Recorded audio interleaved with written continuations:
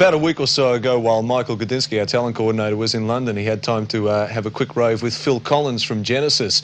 At the end of the interview, you'll get to see some footage of Genesis mixing down in the studio. You'll have to excuse the quality of the sound there, but it's exactly as it went down in the studio. It's rather interesting, actually. Let's have a look at it now. Michael Gudinski with Phil Collins from Genesis. When Peter Gabriel decided to leave, it must be about 2 years ago now, what was the initial reaction within the band?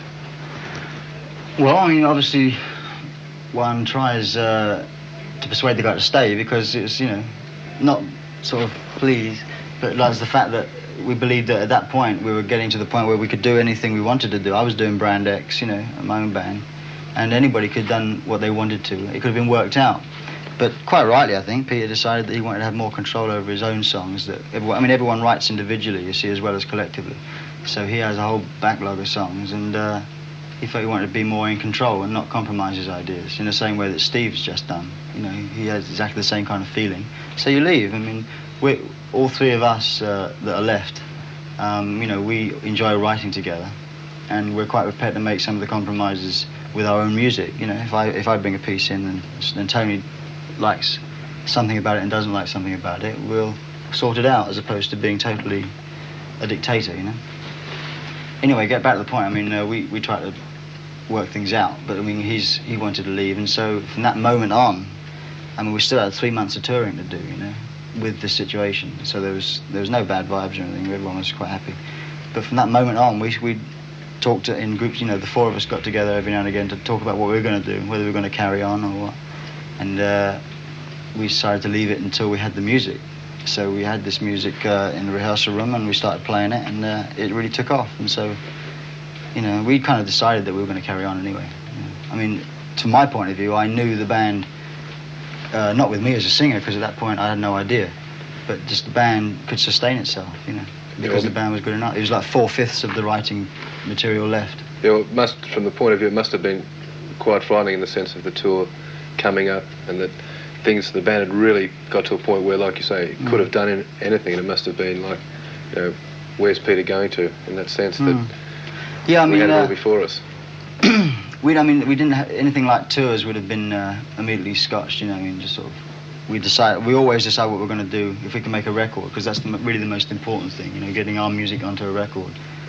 Has always been prime importance. So as long as the music was there, I mean, we knew we could make a good album. I think that's what it came down to, you know. And Road was a different kind of problem altogether. But as soon as the album was behind us, it was then, you know, what should we do? And so we got Bill Bruford to play drums, and I started singing.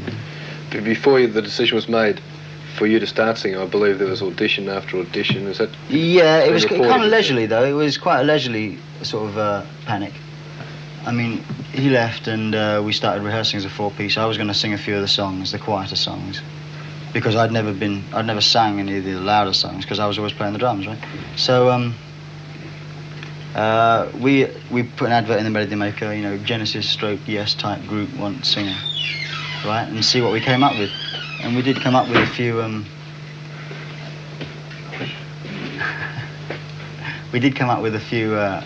well, a lot of replies, about 400 replies, with tapes and with records that people had made, or tapes of people singing along to our records, all kinds of things. And the office sifted them out, and we got about 30 short on the short list. Did anyone come close? Not really. Yeah, it was quite depressing, because we'd be rehearsing for, you know, like 6 weeks or something, and every Monday we'd have 5 or 6 people down. And they'd come down, and they'd sing. I'd teach them some of the songs, and then they'd sing it, and we'd say, okay, we'll keep you in mind, you know. And there was one guy that got through all those auditions, sort of, and actually came into the studio with us to try Squonk, which was on Trick of the Tail. And it didn't work at all. And everyone was started, you know. And I was really there saying, well, just give me a chance, man, you know, give me a break. Because I didn't want to say, you know, like, I want to do it. I wanted to be asked, you know. And also, it would have been, I couldn't work out what would happen, you know. I was a drummer, really. So what was I going to do? I wanted to sing behind the drum kit. Anyway, we ended up having no singer with music. So I started singing track by track. Said, well, we'll try this one, see how it goes. And it started to sound good. Who's playing drums on the new album? On this one? Yeah. I am. Because I'm really the group drummer, you see. I mean, live is different, you know, because I can't sing and drum. Well, I can, but I don't like to. You know, it's like very bad visually to sit behind a drum kit in front of all those people and expect them to be interested, you know. So we get a drummer for touring, and I play as well. So there's two of us playing some of the time. With the new album, you haven't got a title as yet, although I believe there was an interesting title contemplated there.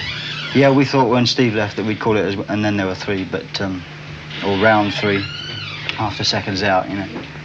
But no, we're very bad at titles. We never come up with titles until the last minute, you know, until it looks like the album's going to be put back, you know. How far into this album are you? Well, it's all finished. In fact, by the time this will be on television, I dare say it will all be completely wrapped up. I mean, we've just got to mix a few tracks now. It's all about. Melody Maker recently voted Genesis the best live act and the best British band. I mean, this must be a great compliment to Genesis. Was it a surprise to you in view of the whole upheaval of the English music scene with the punk new wave situation? Yeah, you see, well, it was very nice. Obviously, one always likes to win these things. I mean, live thing we've done for the last 4 years now. So the British band was a surprise because usually Yes win that, you know. But the thing is, I mean, obviously this poll is just based on the people that buy Melody Maker. Now, punks don't buy Melody Maker; they buy Sounds or they buy NME. So obviously, you're going to get much more of a musical reply from those voters than a punk reply, you know. So I mean, it's good the fact that we won it, but I mean the Sex Pistols could never have won it, you know. The Clash could never have won it. Then again, a high point of the band, and I think less than a month later, Steve Hackett decides to call it quits as well. How did that come about? Did he just, like Peter, walk in one day and say, "Bang, I'm leaving," or had this been sort of known about for a while and you just kept it under wraps? Or well, we worked very hard this year, right? We were touring for about 6 months, and on the end of the tour in America, Steve, I wasn't there because I was in Vancouver, but the three of them, there was a bit of a flare-up because Steve wanted to do his own album, another one, right? And we had to decide whether we were going to do the next group album, when, and the times kept conflicting. So, cut a long story short, we had lots and lots of meetings to discuss where, when we could do things, and Steve said, I'll leave if I can't do it. And we worked it out, and then we were mixing in here one day, the live album, which was about 3 weeks ago now. And he didn't come in one day, and he rang up and said, you know, I think it's best if I leave now, because I really would like to do my own album, you know. And it's just simplifying the story quite a lot, you know. I mean, there's lots of ums and ahs, and no one, after you've been with a band 7 years, no one comes in and says, hi, I'm off, you know. It's kind of a traumatic experience, in a way. But, I mean, we're always glad when people leave, you know, because it kicks us up the arse, you know. It makes us do things that we can't normally do, you know. Like Mike's now playing lead guitar as well as bass.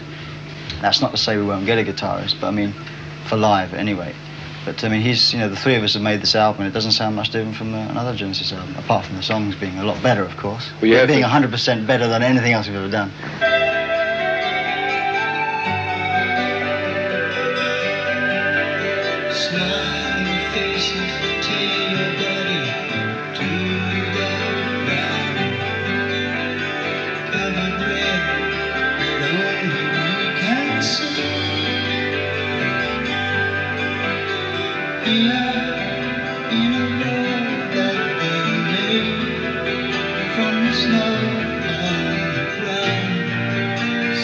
Rolling away, wild eyes to the sky.